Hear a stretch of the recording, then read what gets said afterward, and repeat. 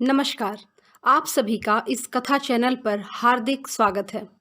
दोस्तों, हम सभी एक कठिन और मुश्किल दौर से गुजर रहे हैं, पर पूर्ण विश्वास है कि यह वक्त भी गुजर जाएगा। इस बार मैं लेकर आई हूँ एक कहानी जो नवप्रकाशित कहानी संग्रह 12 बाना से ली गई है। इस कथा चैनल का उद्देश्य भी विरासत के साथ साथ वर्तमान को भी सहेजना है। वर्तमान में सृजनरत रचनाकारों की रचनाएं भी समय समय पर आप तक पहुंचाती रहूं, यही मेरी कोशिश है। कोई भी कथा सिर्फ तत्काल के लिए नहीं होती और उसकी आभा अपने विस्तृत फलक के साथ काल के प्रवाह में बहते हुए कभी क्षीण नहीं होती।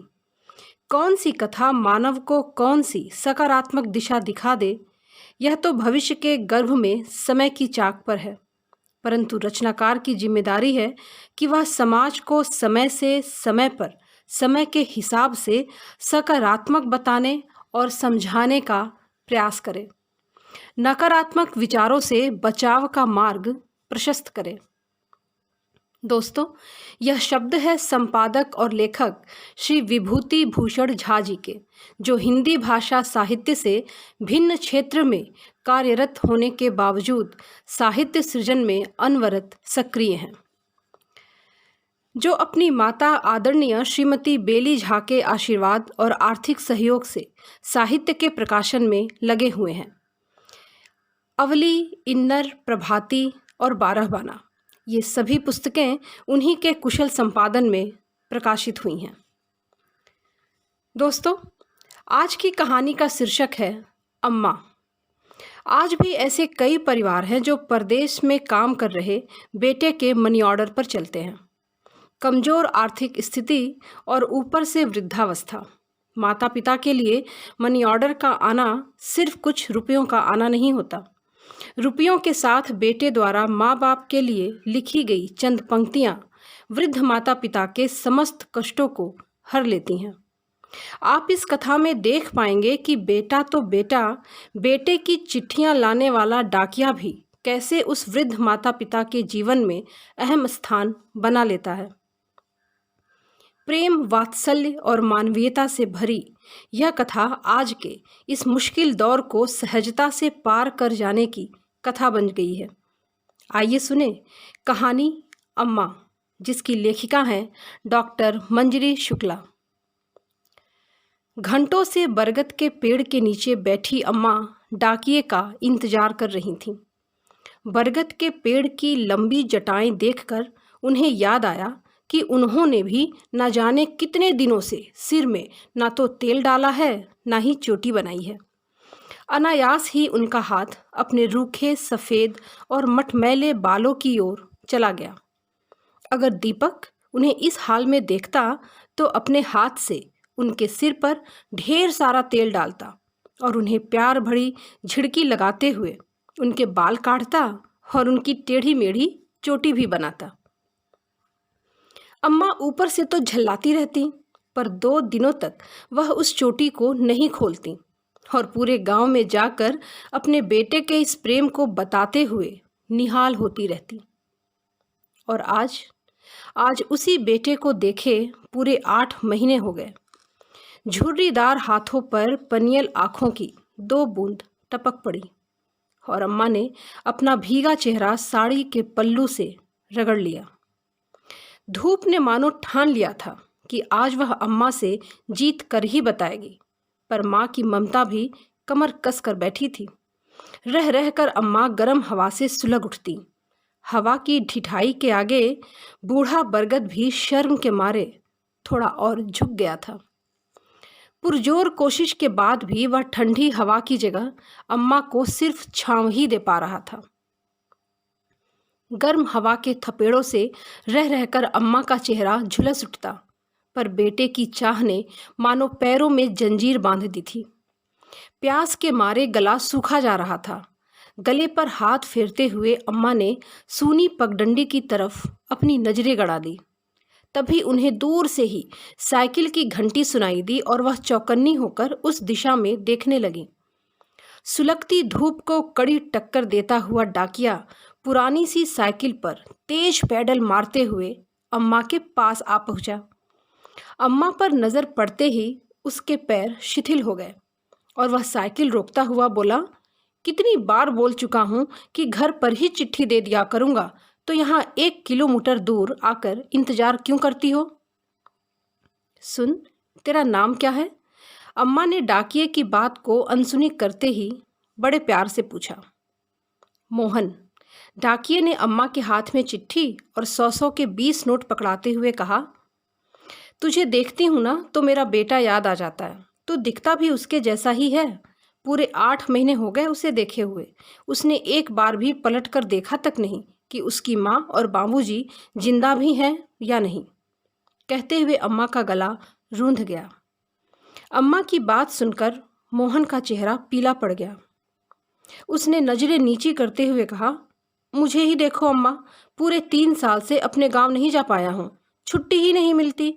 माँ और बाबूजी तो बस अब सपनों में ही दिखते हैं। अम्मा को अचानक ही मोहन के चेहरे में अपना बेटा दीपक दिखाई देने लगा। वह चिट्ठी और पैसों को मुट्ठी में भींचते हुए बोली, सबके दुख पैरों में बेड़ियों के समान पड़े हैं। नहीं तो क्या अपनों से मिलने के लिए भी गैरों से मोहलत मांगनी पड़ती? मोहन कुछ कहता इससे पहले ही अम्मा वहां से चल दी। अम्मा के जाने के बाद भी मोहन बहुत देर तक उन्हें जाते हुए देखता रहा। उसे लगा कि खून से बढ़कर भी सगा रिश्ता दुख का होता है, जो पल भर में ही गैरों को भी अपना बना लेता है। अम्मा के बेटे की शक्ल उससे बिल्कुल भी नहीं मिलती, पर अम्मा को उसमें अपना बेटा दिखाई देता है और अम्मा का चेहरा भी उसकी माँ से मेल नहीं खाता। उसके बाद भी अम्मा को देखते ही उसका रोम रोम उसे माँ की याद दिलाता है।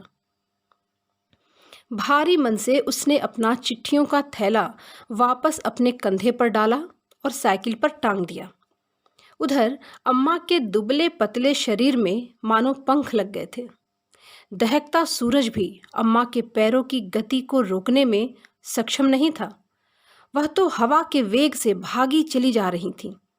चिलचिलाती धूप से लाल गरम अंगारे फूट रहे थे।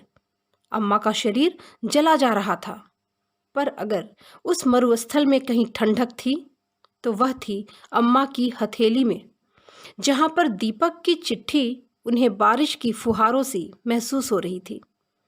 उन्हें अपने पूरे जीवन में अनपढ़ रहना कभी नहीं खला था जितना अब खलता था।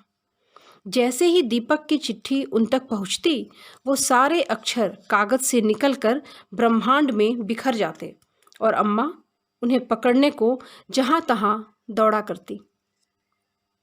जब बहुत कोशिशों के बाद भी उन्हें नहीं पकड़ पाती तो थक हार कर बैठ जाती। अचानक ही सारे अक्षर उनकी आत्मा में समा जाते और उनका हृदय पुलकित हो उठता। माँ का दिल समझ जाता कि बेटे ने क्या लिखा होगा। वह मुस्कुराते हुए 10-12 बार कागज को चूमती और कागज को आंखों के सामने रख कहती, माँ तो बच्चे के बिना बोले ही सब समझ जाती है, तभी तो उसे माँ कहते हैं। क्या कहते हैं? माँ। माँ को भला शब्दों का क्या काम? और चिट्ठी को सीने से लगाकर वह हंस पड़ती। फिर अचानक ही मुंह में पल्लू ठूस कर दहाड़ मार कर रोने लगती। रास्ते में भी कई बार उनकी आंखें गीली हुई। घर पहुंचते ही किवाड़ों पर दस्तक दी तो किवाड़ हाथ की थाप से ही खुल गए।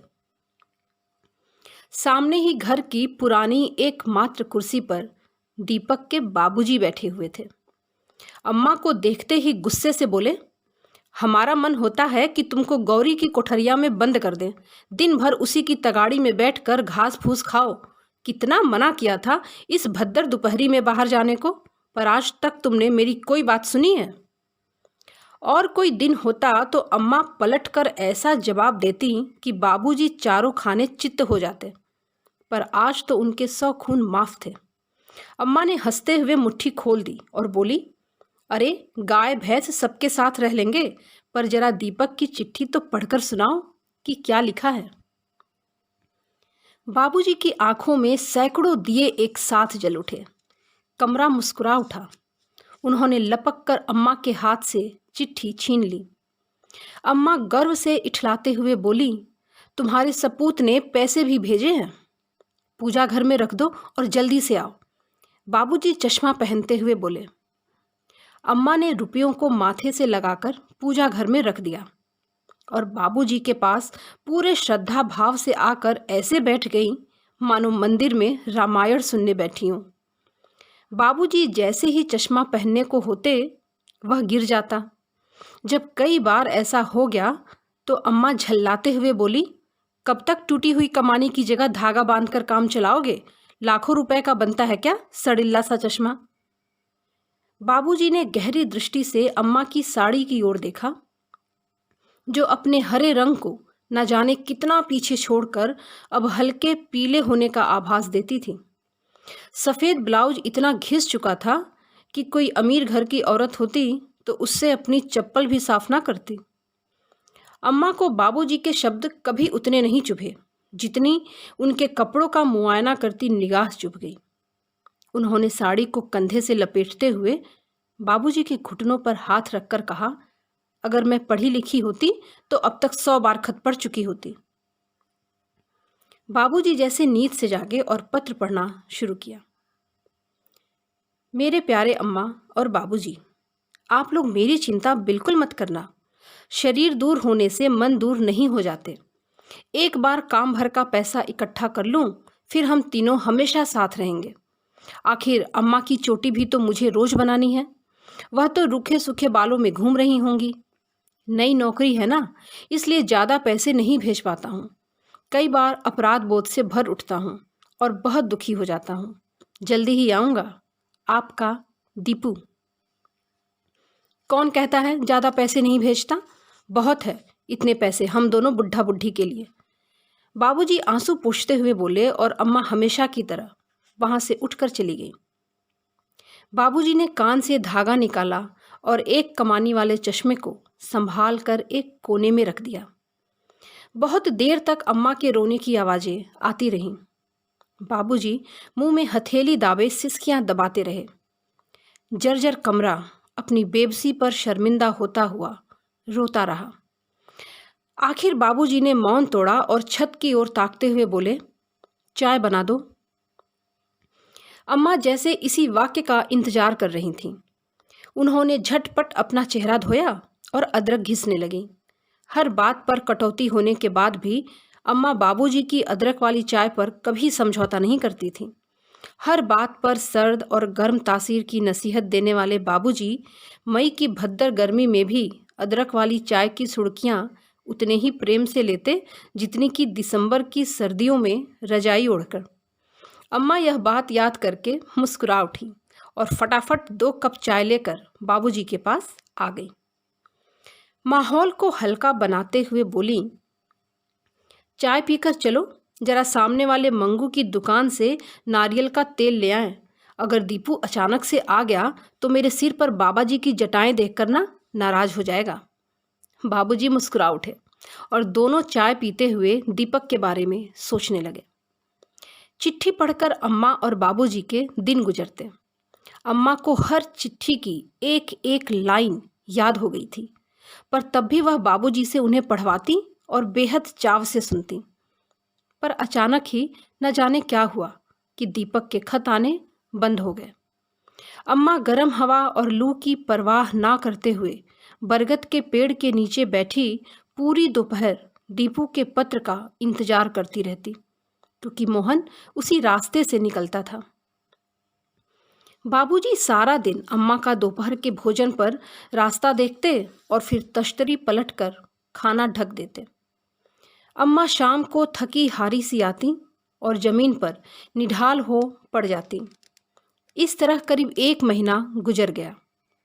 एक सुबह अम्मा बोली, डाक खाने जाकर पता लगाना पड़ेगा कि आखिर बात क्या है। बाबूजी चिंतित स्वर में बोले, मोहन को पता था कि तुम बरगद के नीचे बैठी रहती हो, तो बेचारा 1 किलोमीटर का उल्टा चक्कर लगाकर तुम्हें चिट्ठी देने चला जाता था।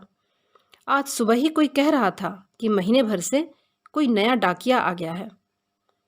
अम्मा रुआसी होती हुई बोली, तो जरूर वह हमारे दीपक की चिट्ठी फेंक देता होगा और पैसे भी रख लेता होगा। बाबूजी बोले, दीपू ने ही नहीं लिखी होगी कोई चिट्ठी, वरना डाकिया क्या हमारा दुश्मन है जो सारे गांव को चिट्ठी दे और बस हमें ही ना दे। अम्मा कुछ सोचते हुए बोली, नहीं, यह डाकिया ही हमारी चिट्ठी फेंक देता है। पिछले 8 महीनों से हमारा दीपू तो हर 15 दिन में हमें चिट्ठी लिखता था। बाबूजी को भी अम्मा की बात सही लगी और वह बोले, चलो डाक खाने होकर आते हैं। दोनों जैसे ही घर से निकले तो सामने वाले घर में उन्हें एक आदमी मोहन की साइकिल और चिट्ठियों का थैला पकड़े दिखाई दिया। बाबूजी तेज कदमों से उसके पास पहुंचे। अम्मा भी उनके पीछे पीछे ऐसे दौड़ी मानो उन्हें किसी बहुत बड़ी चोरी का सुराग मिल गया हो। बाबूजी कुछ कहते इसके पहले ही अम्मा ने पूछा, तुम क्या नए डाकिए हो? हाँ अम्मा जी, मुझे करीब 1 महीना हो रहा है इस गांव में आए हुए। डाकिए ने बड़े ही प्यार और अपनेपन से जवाब दिया। डाकिए की सज्जनता देख अम्मा की जुबान की तलखी हलक में ही अटक गई और बोली, तो क्या मोहन अपने गांव गया है? नहीं, उसे टाइफाइड हो गया है, बहुत बीमार है बेचारा। 1 महीने से यहीं अपने घर में ही है और उसका तो कोई है ही नहीं। बेचारा गांव क्या करने जाएगा? अम्मा यह सुनकर सन्न रह गईं। वह धीरे से बोली, उसके बाबूजी और अम्मा? वे दोनों तो कई साल पहले ही खत्म हो गए थे। अब मैं चलूं? मुझे बहुत जगह डाक बांटने जाना है। तब तक बाबूजी बोले, बेटा मोहन के घर का पता दे दो। पुराने वाले शिव मंदिर के ठीक सामने वाला घर है, पीले रंग की दीवारें हैं। डाकिया बोला और फुर्ती से पैडल मारते हुए आंखों से ओझल हो गया। लालटेन की ढिबरी जैसा छोटा सा गांव था और अम्मा और बाबूजी न जाने कितनी बार दीपक के साथ उस मंदिर में जा चुके थे। जब भी शिवरात्रि का मेला लगता था तो दीपक सुबह से ही वहां जाने की जिद करता था। दोनों की आंखों के आगे दीपक का चेहरा नाच उठा और उनके कदम खुद ब खुद मंदिर की ओर बढ़ चले। मंदिर के ठीक सामने पीले रंग का मकान था। मकान के बाहर से मालूम हो गया था कि अंदर की स्थिति क्या होगी। जगह जगह से प्लास्टर उखड़ा पड़ा था। भूरे रंग का बड़ा सा गमला जिसमें शायद कभी तुलसी का पौधा लगा हुआ था, पर सूख जाने के कारण अजीब सी बैगनी और काले रंग का हो गया था। दरवाजा खुला हुआ था और नीले रंग का पर्दा लटका हुआ था जो हवा के कारण रह रहकर उड़ रहा था। अम्मा ने बाबूजी की ओर देखा, मानो समझ ही नहीं पा रही हों कि उन्हें इस तरह से बिना बुलाए बिना कहे किसी के घर के अंदर जाना चाहिए या नहीं। बाबूजी ने उन्हें चलने का इशारा किया और दोनों एक साथ घर के अंदर दाखिल हुए।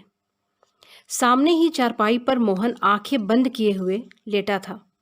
उसके बदन पर पीले और लाल फूलों वाली गंदी सी चादर पड़ी थी। अम्मा ने चेहरे को गौर से देखा तो मोहन का पीला चेहरा और आंखों के नीचे का काला घेरा देख अम्मा का कलेजा मुंह को आ गया। चारपाई के बगल में ही प्लास्टिक की सफ़ेद कुर्सी पर करीब 10-12 साल का एक लड़का बैठा हुआ था। अम्मा को देखकर बोला, मैं पड़ोस में रहता हूँ, स्कूल से आने के बाद यहीं पर भैया के साथ बैठता हूँ। बाबूजी का गला बहुत देर से सूख रहा था। वे लड़के से बोले, बेटा थोड़ा पानी मिलेगा? लड़के ने अम्मा को देखा जो बार बार अपने घुटनों पर हाथ मल रही थीं। वह बोला, आप लोग बैठिए, मैं अभी अपने घर से पानी और एक और कुर्सी लेकर आता हूँ। बाबूजी जब तक कुर्सी के लिए मना करते तब तक तीर की तरह वह लड़का कमरे से बाहर निकल गया। बाबूजी बोले, मोहन की तबीयत तो बड़ी खराब मालूम होती है। हाँ देखो, पूरा कमरा कैसे धूल से सना पड़ा है, मालूम पड़ता है जैसे भूत नाच करके गए हों। अम्मा ने कमरे पर भरपूर नज़र डालते हुए कहा। तभी बाबूजी बोले, मेज पर तो बहुत लिफाफे रखे हैं, देख लूं, क्या पता हमारे दीपू की भी कोई चिट्ठी हो। मुझे लगता है पहले मोहन जाग जाए, फिर मैं उसे कुछ बनाकर खिला दूं, उसके बाद आप चिट्ठी देख लेना। अम्मा कुर्सी पर बैठती हुई बोली। पर तब तक बाबूजी की नज़र मेज पर रखी दीपक की फोटो पर पड़ी। वह आश्चर्य से बोले, यह तो अपना दीपू है ना? दीपू का नाम सुनकर अम्मा को जैसे करंट लग गया। उन्होंने लपक कर बाबूजी के हाथ से फोटो छीन ली। हाँ, ये तो दीपू ही है, पर उसकी फोटो यहाँ क्या कर रही है? बाबूजी ने देखा कि मेज पर 4-6 लाइनों के बहुत सारे पत्र बिखरे हुए थे। तो ये सारे पत्र 8 महीनों से मोहन लिख रहा था। इसका मतलब मोहन ही इतने महीने से उन्हें पैसे देते रहा और दीपू के नाम से पत्र देता रहा। हे भगवान, वह कैसे भूल गए कि मनी ऑर्डर में तो साइन करने पड़ते हैं और दीपू की माँ तो अनपढ़ है। उनका कलेजा किसी अनहोनी आशंका से कांप उठा। इस समय उनका दिल इतने जोरों से धड़क रहा था कि अपनी हर धड़कन को वह साफ सुन पा रहे थे। कांपते हाथों के साथ उन्होंने अम्मा को देखा और फोटो के साथ रखा हुआ पत्र पढ़ना शुरू किया। आदरणीय बाबूजी, दीपू और मैं पिछले हफ्ते साथ ही शहर आए थे, पर 2 दिन पहले ही बस एक्सीडेंट में दीपू नहीं रहा। उसके शरीर की हालत इतनी खराब हो चुकी थी कि मैं बड़ी मुश्किल से उसकी शर्ट से उसे पहचान पाया। आपको बुलाने का कोई फ़ायदा नहीं था, शब्दों में कुछ बता नहीं सकता। बस इतना समझ लीजिए कि उसके शरीर के छत विछत टुकड़े जोड़कर किसी तरह से उसका दाह संस्कार किया है। डाक खाने गया था आपको पत्र डालकर सारी बात बताने के लिए। तभी वहाँ पर गांव के मोहन बाबू मिल गए। उन्होंने कहा कि वह आपको गांव पहुँचते ही तुरंत खबर कर देंगे, इसलिए पत्र और दीपू की फ़ोटो इन्हें ही दिए दे रहा हूँ। अब पता नहीं आपका खर्चा भी कैसे चलेगा, पर मैं भी सिर्फ इतना ही कमा पाता हूँ कि खाना और रहना ही चल पा रहा है। आपसे मिलने आऊँगा। अम्मा को प्रणाम। आपका विजय। पत्र खत्म करते ही बाबूजी लड़खड़ाकर जमीन पर गिर गए। वह चिल्ला चिल्ला कर रो रहे थे, पर पूरा मुंह खुलने के बाद भी आवाज़ नहीं निकल रही थी। फर्श पर माथा पटकने से सिर पर घूमड़ निकल आया। चेहरे से आंसू बहते बहते गले तक आ गए, पर उनका रोना बंद नहीं हो रहा था। तभी उन्हें अम्मा का ध्यान आया। वे हड़बड़ाकर उठ बैठे। उन्होंने देखा कि किसी पत्थर की मूर्ति की तरह अम्मा बिल्कुल शांत बैठी और मोहन का सिर अपनी गोदी में रखे उसके माथे पर अपना हाथ फेर रही थीं। गर्म आंसुओं की बूंदें माथे पर पड़ते ही मोहन ने धीरे से अपनी आंखें खोल दी। अम्मा को देख उसके गले में जैसे कुछ अटक गया। वह उठने को हुआ, पर कमजोरी और बुखार के कारण उससे हिला भी नहीं गया। अम्मा बाबूजी से बोली, क्यों रोते हो? ईश्वर सब पर इतनी दया नहीं दिखाता। उसने एक बेटा अपने पास बुला लिया तो क्या हुआ, दूसरा बेटा हमें दे भी तो दिया है। मोहन ने अम्मा की गोदी में अपना सिर छिपा लिया और रो पड़ा। अम्मा प्यार से उसकी पीठ पर हाथ फेरती जाती थीं और मन ही मन ईश्वर से उसके अच्छे होने की दुआएं मांगती जाती थीं। दोस्तों, आशा करती हूँ कि प्रेम, वात्सल्य और मानवीयता से भरी यह कहानी आपको पसंद आई होगी। ऐसे समय में आप सुरक्षित रहें, अपनी सेहत का ख्याल रखें और हाँ, सकारात्मक बने रहें।